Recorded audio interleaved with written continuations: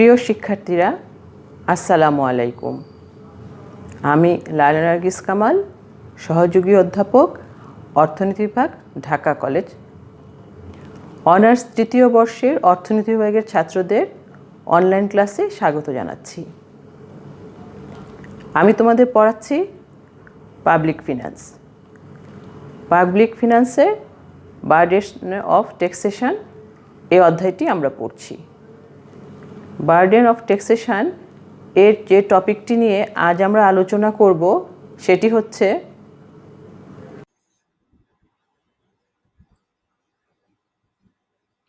Principles of taxation এর benefit approach or voluntary exchange approach theory সম্পর্কে আজ আমরা পড়ব।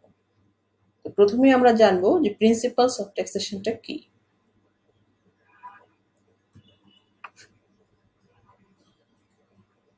কর কাঠামোর মাধ্যমে অর্থনৈতিক দক্ষতা অর্জন এবং সামাজিক ন্যায় বিচার প্রতিষ্ঠার লক্ষ্যে যেসব পদক্ষেপ গ্রহণ করা হয় তাদেরকেই বলা হয় করের নীতিমালা। এক্ষেত্রে গৃহীত বিভিন্ন পদক্ষেপ করভার বন্টনকে অগ্রাধিকার দেয় বলে একে করভার বন্টনের নীতিমালাও বলা হয়। অর্থাৎ আমরা যে করের নীতিমালাগুলো পড়েছি সেগুলো আসলে দেখা যায় যে এখানে কর ভারের যে একটি বিষয় আছে সেইটিকে অগ্রাধিকার দেয় এই নীতিমালাগুলোতে, সেজন্য এটাকে করভার বন্টনের নীতিমালা হিসাবেও অবহিত করা হয়ে থাকে। করের নীতিমালা এবং করভার বন্টনের নীতিমালা মূলত এক হলেও করভার বন্টনের নীতিমালা আরো কিছুটা সুনির্দিষ্টভাবে আমরা সংজ্ঞায়িত করতে পারি। করভার ব্যক্তি বা প্রতিষ্ঠানের উপর কিসের ভিত্তিতে, কি উপায়ে, কিভাবে বন্টন করা হবে এই বিষয়ে অর্থনীতিবিদগণের প্রদত্ত তত্ত্বসমূহকে করভার বন্টনের নীতিমালা বলা হয়। এই ধরনের নীতিমালার মুখ্য বিষয় করদাতাদের উপর সমভাবে করভার বন্টন করা, একই সাথে করভার বন্টনের মাধ্যমে সমতা এবং ন্যায় বিচার প্রতিষ্ঠা করা।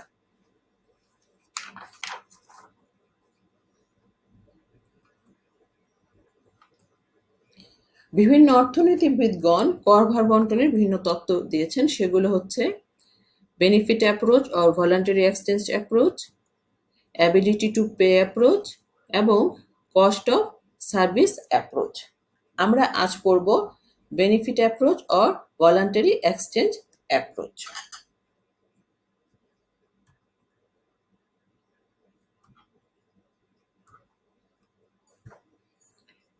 যেটিকে আমরা আবার উপকার তত্ত্ব বা স্বেচ্ছা বিনিময় তত্ত্ব হিসাবেও চিনি। গণদ্রব্যের ভোগ থেকে প্রাপ্ত উপকার বা সুবিধার উপর ভিত্তি করে কর আদায় বা করভার বন্টনের নীতিকেই বলা হয় উপকার তত্ত্ব। করের উপকার তত্ত্বের মূল ধারণা আমরা হবস, লক, হিউম এবং রোজিও প্রমুখ জার্মান এবং ফরাসি চিন্তাবিদদের লেখনী থেকে পেয়ে থাকি। এই তত্ত্বের মূল বক্তব্য ছিল নাগরিকদের জানমাল রক্ষায় রাষ্ট্রের সাথে তাদের চুক্তি আছে এবং রাষ্ট্র এই উদ্দেশ্যে বিভিন্ন দ্রব্য ও সেবা উৎপাদন করে নাগরিকদেরকে প্রদান করে থাকে। অর্থাৎ এখানে বলা যায় যে রাষ্ট্র জনকল্যাণে গণদ্রব্য উৎপাদন, বিলি বন্টন করবে, জনগণ এসব দ্রব্যের উৎপাদন মেটানোর জন্য স্বেচ্ছায় মূল্য পরিশোধ করবে, যা এ ধরনের অলিখিত চুক্তির মতোই। পরবর্তীতে বিভিন্ন অর্থনীতিবিদগণ এই তত্ত্বটির উন্নয়ন সাধন করেন। তাদের মধ্যে রয়েছেন ইটালীয় অর্থনীতিবিদ ডেভিটি ডি মার্কো, সুইডিশ অর্থনীতিবিদ উইক্সেল হাওয়ার্ড বোয়েন এবং সুইডিশ অর্থনীতিবিদ এরিক লিন্ডল।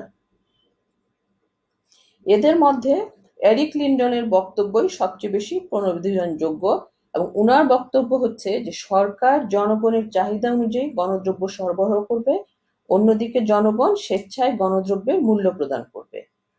অর্থাৎ জনগণ প্রাপ্ত উপকার অনুযায়ী গণদ্রব্যের মূল্যটি পরিশোধ করবে তথা কর প্রদান করবে। এই জন্যই এই তত্ত্বটিকে উপকার তত্ত্ব বা স্বেচ্ছা বিনিময় তত্ত্ব নামেও বলা হয়। কেউ কেউ লিন্ডনের নাম অনুসারে এই তত্ত্বটিকে লিন্ডনের তত্ত্ব নামেও অনেক সময় অভিহিত করে থাকেন।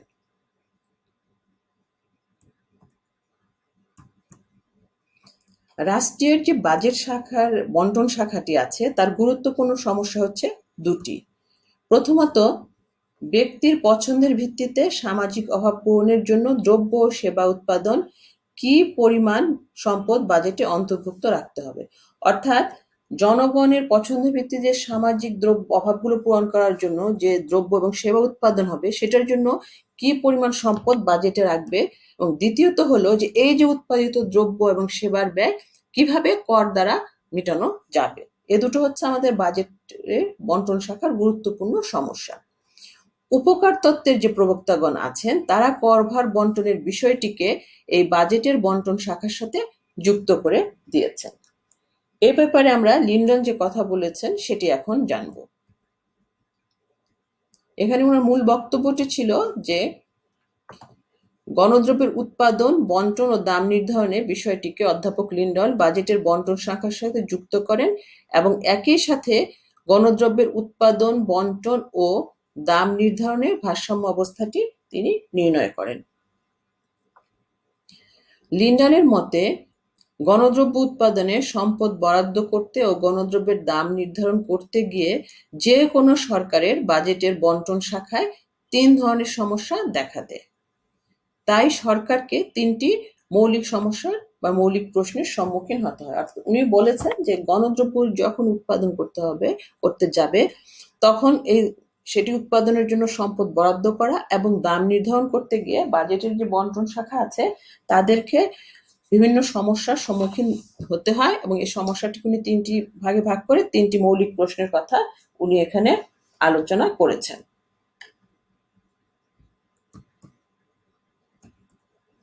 সেই প্রশ্ন ৩টি হলো, গণদ্রব্যের চাহিদা পূরণে সরকার কি পরিমাণ গণদ্রব্য সরবরাহ করবে এবং বাজেটে গণদ্রব্য সরবরাহের জন্য কি পরিমাণ সম্পদ বরাদ্দ রাখবে।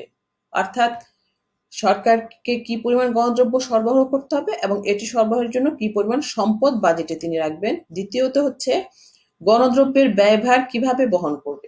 এই যে গণদ্রব্যটি সরকার দিচ্ছে এর ব্যয়ভারটা তিনি কিভাবে বহন করবেন। তৃতীয় হচ্ছে গণদ্রব্যের ব্যয়ভার কিভাবে বন্টন করা হবে অথবা গণদ্রব্যের দাম কিভাবে নির্ধারিত করা হবে। এই প্রশ্নের আলোচনা করতে গিয়ে বা উত্তর দিতে গিয়ে লিন্ডন যে কথাটা বলেছেন সেটি হচ্ছে,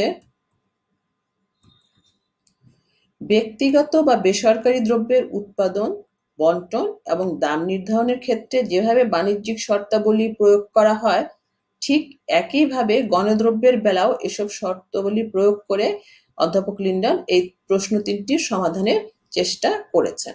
অর্থাৎ উনি ব্যক্তিগত দ্রব্যের ক্ষেত্রে যে নীতিমালা আছে সেটি গণদ্রব্যের ক্ষেত্রে অনুসরণ করার এখানে করেছেন। করে তিনি বলেছেন যে সরকার জনগণের চাহিদা অনুসারে গণদ্রব্য সরবরাহ করবে। তৃতীয় প্রশ্নের উত্তরে উনি বলেছেন গণদ্রব্যের ব্যবহারকারী বা উপকারভোগী জনগণের কাছ থেকে কর আদায়ের মাধ্যমে গণদ্রব্যের ব্যয়ভার মেটানো হবে। অর্থাৎ যে প্রশ্নটি এখানে ছিল যে গণদ্রব্যের ব্যয়ভার কিভাবে মেটানো হবে, তখন উনি বলেছেন যারা এটি উপকার পাচ্ছে ব্যবহারকারীরা জনগণ তারাই করের মাধ্যমে এর ব্যয়ভার মেটাবে। তৃতীয়ত হচ্ছে যে প্রশ্নটা ছিল তার উত্তরে তিনি বলেছেন জনগণ প্রাপ্ত উপকার অথবা উপযোগ অনুসারে সরকারকে গণদ্রব্যের মূল্য বা কর পরিশোধ করবে। অর্থাৎ যে যতটুকু উপকার পাবে সে ততটুকুই কর বা মূল্য পরিশোধ করবে। এই আলোচনার প্রেক্ষিতেই উনি উনার তত্ত্বটিকে এগিয়ে নিয়ে গিয়েছেন। তো তত্ত্বটি আলোচনা করার ক্ষেত্রে আমরা এখানে যে জিনিসটি দেখতে পাচ্ছি যে কিছু অনুমিত শর্ত এখানে রয়েছে। আমরা সেই অনুমিত শর্তগুলো এখন একটু জানি। প্রথমে হচ্ছে যে গণদ্রব্য থেকে প্রাপ্ত উপযোগ সংখ্যার মাধ্যমে পরিমাপযোগ্য। অর্থাৎ জনগণ যে উপযোগটি পাবে সেটি সংখ্যার মাধ্যমে পরিমাপ করা সম্ভব হবে।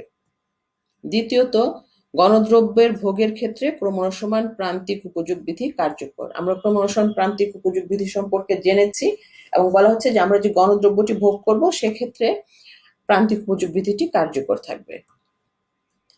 তৃতীয়ত আন্তঃব্যক্তির উপযোগ তুলনা করা যায়। অর্থাৎ দুইজন ব্যক্তি যদি দ্রব্যটি ভোগ করে তাহলে দুইজনের উপর প্রাপ্ত উপযোগ কি হচ্ছে সেটি আমরা তুলনা করতে পারবো।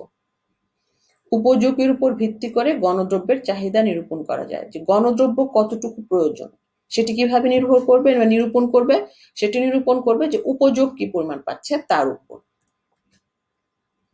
গণদ্রব্য থেকে প্রাপ্ত উপকারের ভিত্তিতে জনগণ সরকারকে স্বেচ্ছায় কর প্রদান করবে। অর্থাৎ এখানে বলা হচ্ছে জনগণ সরকারকে উপকার পেলেই স্বেচ্ছায় কর দিবে।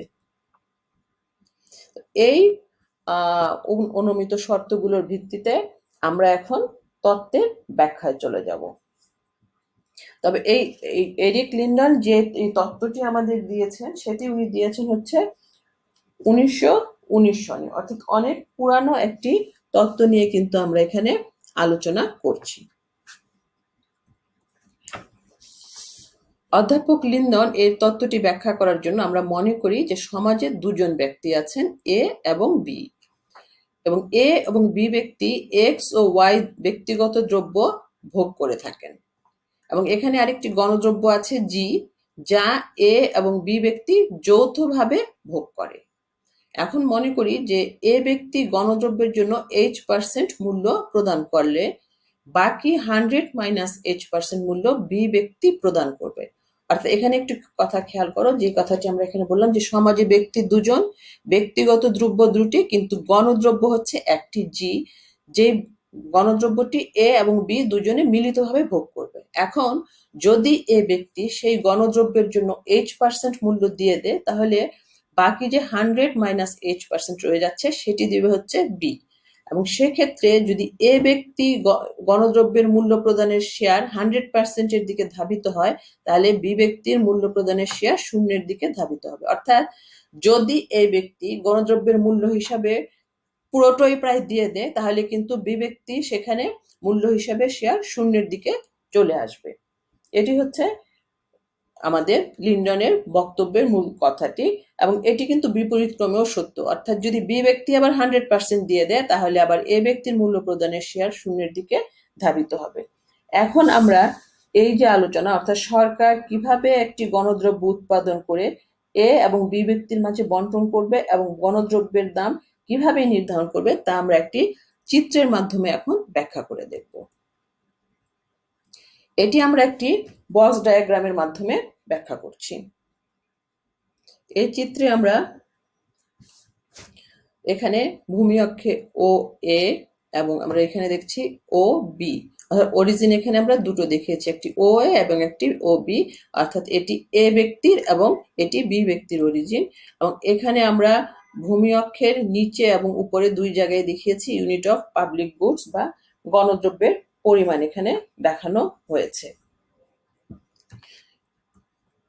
এখানে ও এ থেকে ওয়াই উপরের দিকে দেখিয়েছি আমরা percentage of cost contributed by A, অর্থাৎ এ ব্যক্তি গণদ্রব্য ভোগ করে কতটুকু পার্সেন্টেজ শেয়ার সে মূল্য হিসাবে পরিদান দিতে চায় বা কর কতটুকু সে দিতে প্রস্তুত, সেটি আমরা এভাবে দেখিয়েছি নিচ থেকে উপরের দিকে। আর আমরা এক্সিসের ডান দিকে দেখাচ্ছি percentage of cost contributed by B, অর্থাৎ বি ব্যক্তি গণদ্রব্য ভোগ করে কি পরিমাণ মূল্যের শতকরা অংশ বা সে দিতে চায় সেটি আমরা দেখিয়েছি এই দিক থেকে এই দিকে, অর্থাৎ ও বি এটি অরিজিন যেহেতু ব্যক্তির, তাই এটি উপর দিক থেকে নিচ দিকে আমরা এটি দেখিয়েছি। এম ইউ এ এটি হচ্ছে আমাদের এ ব্যক্তির প্রাপ্ত উপকার বা প্রান্তিক উপযোগ নির্দেশক রেখা, এবং এম ইউ বি যে রেখাটি আমরা দেখছি সেটি হচ্ছে বি ব্যক্তির প্রাপ্ত উপকার বা প্রান্তিক উপযোগ রেখা। এম ইউ এ এবং এম ইউ বি এই দুটো রেখার আকৃতি দেখে আমরা বোঝা যাচ্ছে যে এখানে ক্রমহ্রাসমান প্রান্তিক উপযোগ বিধি কার্যকর, এবং এই রেখা দুটি আবার গণদ্রব্যের জন্য এ এবং বি ব্যক্তির চাহিদা হিসাবেও বিবেচিত হচ্ছে। এখন আমরা দেখি যে সরকার কি পরিমাণ গণদ্রব্য সরবরাহ করলে এ ও বি ব্যক্তির জন্য গণদ্রব্যের চাহিদা এবং যোগান সমান হবে। আমরা প্রথমে মনে করি যে সরকার এ এবং বি ব্যক্তির জন্য ও এ এস পরিমাণ বা ওয়াই টি পরিমাণ গণদ্রব্য সরবরাহ করার সিদ্ধান্ত নিল। এক্ষেত্রে সরকারের মোট ব্যয় হচ্ছে আমাদের এস টি পরিমাণ। এখন এ ব্যক্তি এই ও এ এস পরিমাণ দ্রব্য ভোগ করে এস কিউ পরিমাণ মূল্য পরিশোধ করার জন্য আগ্রহী বা মূল্য পরিশোধ করবে, আর বি ব্যক্তি এই ও এ এস কিংবা ওয়াই টি যেটাই আমরা বলি না কেন দ্রব্য ভোগ করে টি আর পরিমাণ মূল্য পরিশোধ করতে চাচ্ছে। তাহলে এখানে আমরা দেখতে পাবো যে এই যে আমাদের S A Q plus T R is greater than ST, অর্থাৎ গণদ্রব্যের জন্য সরকারের যে ব্যয় এসটি তার থেকে এ এবং বি ব্যক্তি দুইজনেই আরো অধিক পরিমাণ মূল্য পরিশোধ করতে আগ্রহী। এটাকে যদি আমরা একটু পার্সেন্টেজের আকারে তোমাদেরকে দেখাই তাহলে দেখাতে পারছি যে এ ব্যক্তি ও এ এস পরিমাণ দ্রব্য ভোগ করে 82% মূল্য সে দিতে রাজি আছে। 100%-এর মাঝখানে সে 82% এখানে দিতে চাচ্ছে। আবার বি ব্যক্তি সেই একই পরিমাণ দ্রব্য ভোগ করে আমরা দেখতে পাচ্ছি এখান থেকে এই পর্যন্ত 76% সে দিতে রাজি আছে মূল্য। তাহলে এখন আমাদের সরকারের ব্যয় ছিল হচ্ছে 100%, আর এ ব্যক্তি দিতে চাচ্ছে 82%, আর বি ব্যক্তি দিতে যাচ্ছে 76%। তাহলে এই দুইজনের যদি আমরা যোগ করি তাহলে দেখি দুইজন মিলে তারা খরচে দিতে চাচ্ছে 158%, অর্থাৎ যেটি কিনা সরকারের 100% থেকে অনেক বেশি। তাহলে এখানে বোঝা যাচ্ছে যে গণদ্রব্যের যতটুক সরকার যোগান দিয়েছে তার থেকে চাহিদা কিন্তু আরো বেশি, কারণ এখানে দেখা যাচ্ছে গণদ্রব্য সরবরাহের জন্য সরকারের মোট ব্যয়ের চেয়েও জনগণ সরকারকে আরো বেশি কর প্রদান করতে ইচ্ছুক বা মূল্য পরিবেশন করতে ইচ্ছুক। সুতরাং এক্ষেত্রে সরকার গণদ্রব্যের সরবরাহ বাড়িয়ে দিবে। তো এক্ষেত্রে আমরা মনে করি সরকার ও এ ই পরিমাণ কিংবা ওয়াই এফ পরিমাণ গণদ্রব্য সরবরাহ করছে। তো এই অনুযায়ী দেখা যায় যে এখানে এম ইউ এ যে আমাদের এই ব্যক্তির চাহিদা রাখা আছে সেই অনুযায়ী এ ব্যক্তি ই ভি পরিমাণ মূল্য পরিশোধ করতে ইচ্ছুক বা কর পরিশোধ করতে ইচ্ছুক সেই এখান থেকে, আর বি ব্যক্তি ওয়াই এফ পরিমাণ দ্রব্য সামগ্রী ভোগ করে এফ ইউ পর্যন্ত মূল্য পরিশোধ করতে আগ্রহী। অর্থাৎ এখানে দেখা যাচ্ছে যে সরকারের এই ও এ ই পর্যন্ত দ্রব্য সামগ্রী গণদ্রব্যের যোগান দিয়ে খরচ হচ্ছে ই এফ পরিমাণ, কিন্তু সেখানে এ ব্যক্তি পরিশোধ করতে যাচ্ছে ই ভি পরিমাণ আর বি ব্যক্তি পরিশোধ করতে যাচ্ছে এফ ইউ পরিমাণ।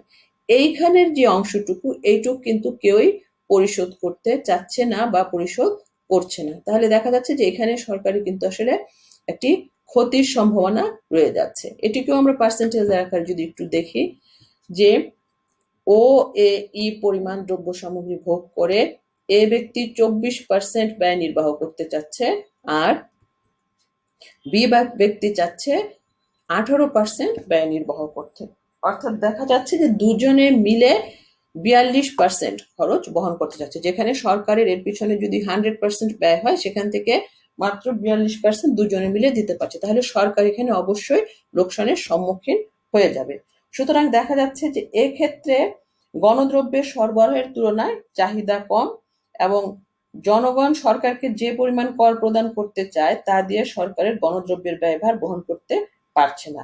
সেই জন্য সরকার এখানে কি করবে? সরকার এখানে গণদ্রব্যের সরবরাহ কমানোর সিদ্ধান্ত নেবে। এক্ষেত্রে সরকার এসে আমরা দেখতে পাচ্ছি যে ও এ এম পরিমাণ কিংবা ওয়াই এন এই পরিমাণ গণদ্রব্য সরবরাহ করবে এবং এই পরিমাণ গণদ্রব্য সরবরাহ করার পরে আমরা দেখতে পাচ্ছি যে এখানে এ ব্যক্তি এম পি পরিমাণ আর বি ব্যক্তি এন পি পরিমাণ কর প্রদান করতে বা খরচ বহন করতে ইচ্ছুক। অর্থাৎ সরকারের যে মোট ব্যয় হয়েছে গণদ্রব্য সরবরাহ করে ও এ এম পরিমাণ গণদ্রব্য সরবরাহ করতে গিয়ে সরকারের ব্যয় হয়েছে এম এন পরিমাণ, তার মাঝখান থেকে এ ব্যক্তি দিতে যাচ্ছে এম পি পরিমাণ আর বি ব্যক্তি দিতে পারছে এন পি পরিমাণ। তাহলে আমরা M P plus N P যদি করি তাহলে সেটা ইকুয়াল টু হয় এন এম বা এম এন এর সমান। অর্থাৎ এখানে আমরা বলতে পারি যে ও এ এম পরিমাণ যদি গণদ্রব্য সরকার সরবরাহ করে তাহলে সরকারের ব্যয় যতটুকু ঠিক ততটুকু খরচেই এ এবং বি ব্যক্তির প্রদত্ত করের মাধ্যমে তুলে আসতে পারে, মানে তুলে আনতে পারে। সুতরাং আমরা বলতে পারি যে এখানে গণদ্রব্যের কাম্য যোগানের পরিমাণটি হবে O A M equal to Y N পরিমাণ, যা কিনা যদি দেওয়া হয় তাহলে এ এবং বি ব্যক্তি দুজনেই এই দাম ভারসাম্য দামে আসবে এবং সেই ভারসাম্য দামটি হলো আমাদের এই এ ব্যক্তির জন্য এমপি এবং বি ব্যক্তির জন্য হচ্ছে এনপি পরিমাণ। এখন এটিও যদি আমরা একটু পার্সেন্টেজের মাধ্যমে দেখি তাহলে দেখব যে এই OAM পরিমাণ গণদ্রব্য ভোগ করে আমাদের এ ব্যক্তি দিচ্ছে হলো 48% খরচ এবং বি ব্যক্তি দিচ্ছে হলো আমাদের 52% খরচ, যা কিনা টোটাল 100-এর সমান। অর্থাৎ আমরা বলতে পারি যে এখানে যে বিন্দুতে গণদ্রব্যের ভারসাম্য দামটি হয়েছে এ ব্যক্তির জন্য এমপি এবং বি ব্যক্তির জন্য হয়েছে এনপি, যে বিন্দুতে দুজন ব্যক্তির প্রান্তিক উপযোগ রেখা পরস্পর ছেদ করেছে সেই বিন্দুতে গণদ্রব্যের ভারসাম্য দাম এবং কাম্য যোগান নির্ধারিত হয়েছে। তাহলে আমরা বুঝতে পারলাম যে লিন্ডনের মডেল অনুযায়ী কিভাবে সরকার গণদ্রব্যের যোগান নির্ধারণ করবে এবং গণদ্রব্যের দামই বা কিভাবে নির্ধারণ করা হবে। তো এই যে আমরা তত্ত্বটি পড়লাম, এই তত্ত্বটি কিন্তু সমালোচনার ঊর্ধ্বে না। এই তত্ত্বটি নিয়ে বেশ কিছু সমালোচনা রয়েছে। এখন আমরা চলো সে সমালোচনাগুলো একটু জানি।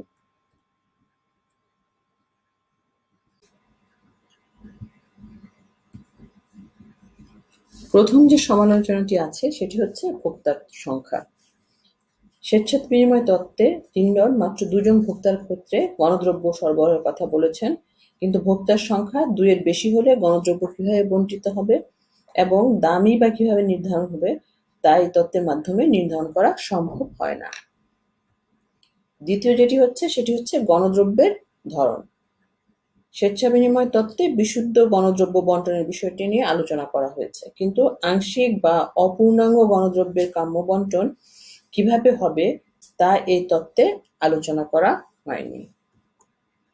তৃতীয়ত হচ্ছে গণদ্রব্যের চাহিদা নিরূপণ সম্ভব নয়। এ তত্ত্বে গণদ্রব্যের চাহিদার ভিত্তিতে গণদ্রব্যের উৎপাদন ও কর নির্ধারণের কথা বলা হয়েছে। বাস্তবে ব্যক্তি আলাদাভাবে গণদ্রব্যের চাহিদা প্রকাশ করে না, যেমন কোনো ব্যক্তি এককভাবে কোনো রাস্তার চাহিদা প্রকাশ করে না। এভাবে চাহিদা অনির্ধারিত থাকায় উপকর তত্ত্বের আলোকে কর নির্ধারণ করা সম্ভব হবে না। করের বৈশিষ্ট্য অনুসৃত না হওয়া। এ তত্ত্বে ব্যক্তি প্রাপ্ত উপকারের ভিত্তিতে স্বেচ্ছায় কর প্রদানের কথা বলা হয়েছে, কিন্তু কর জনগণের কাছ থেকে বাধ্যতামূলকভাবে আদায় করা হয়। এর সাথে প্রত্যক্ষ উপকার প্রাপ্তির কোনো সম্পর্ক নেই। কাজেই উপকার তত্ত্বে বা স্বেচ্ছা বিনিময় তত্ত্বে করের মৌলিক বৈশিষ্ট্যকে অস্বীকার করা হয়েছে। আন্তঃব্যক্তিক উপযোগ তুলনাযোগ্য নয়। ব্যক্তির পছন্দ ও রুচির মধ্যে পার্থক্য থাকায় আন্তঃব্যক্তিক উপযোগের তুলনা করা সম্ভব হয় না। তাই বাস্তবে আন্তঃব্যক্তিক উপযোগের তুলনা করা সম্ভব না হওয়ায় গণদ্রব্যের মূল্য নির্ধারণে জটিলতার সৃষ্টি হয়। কর কাঠামো অধোগতিশীল। এ তত্ত্বে প্রাপ্ত উপকারের ভিত্তিতে কর নির্ধারণের কথা বলা হয়েছে। তাই সামর্থ্যবান লোকেরা গণদ্রব্য কম ভোগ করলে তাদের উপর কম হারে কর আরোপিত হবে, যা মূলত অধোগতিশীল কর কাঠামোকে তুলে ধরে। তাছাড়াও সমপরিমাণ উপকারের জন্য ধনী গরিব একই হারে কর প্রদান করলে কর কাঠামো অধোগতিশীল হয়ে পড়বে। উপকার আলাদাভাবে নির্ধারণ করা সমস্যা।